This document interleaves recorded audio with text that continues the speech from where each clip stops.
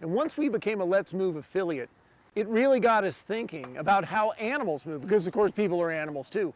Here at the zoo we've got all kinds of animals that climb trees, run fast. So we run a bunch of programs with kids talking about how animals move. So as we got more involved with the Let's Move program, we realized we need something that can affect what people do with their everyday lives.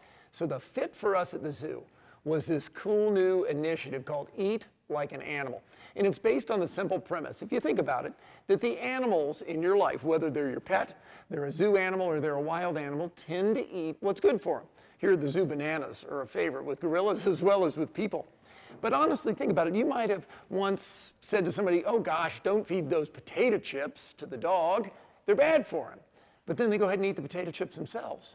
When in reality, dogs aren't built to eat potato chips, and kind of people really aren't either. It's better if we eat whole fruits, whole vegetables, whole grains, and also some protein, not as much. Typically about half your diet's fruits and vegetables. There's a way to celebrate that at the zoo. See, Eat Like an Animal is not dogmatic. It's not telling people what they shouldn't do. It's celebrating what animals do and why.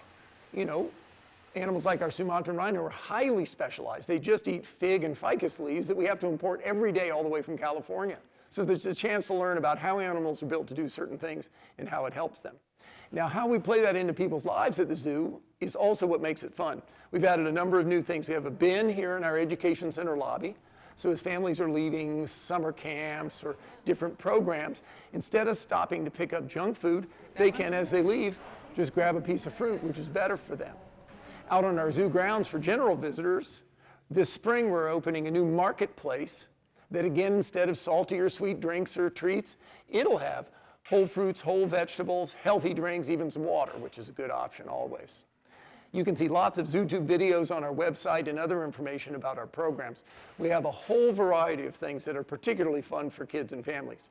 One's called You Are What You Eat. We have another one called Zoo Gourmet.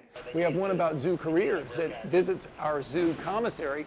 Those are the first people who get to the zoo every day and the ones who prepare all the food for our thousands of animals to eat every day.